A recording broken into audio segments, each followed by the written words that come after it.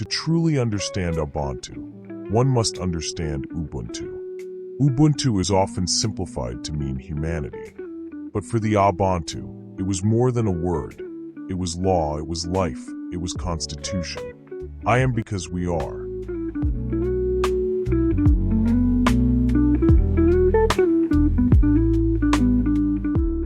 In Egypt, the same principle was called ma'art, truth, justice, balance.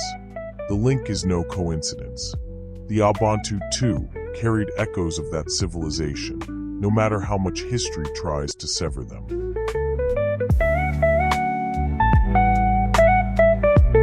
Who are the AbaNtu? They are not just tribes, not just speakers of related languages. They are a civilization, a family, a movement.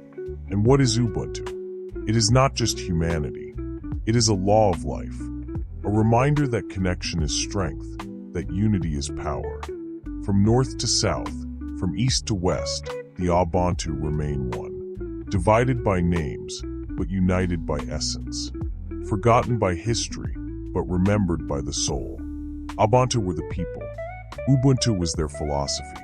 Together, they are the soul of Africa.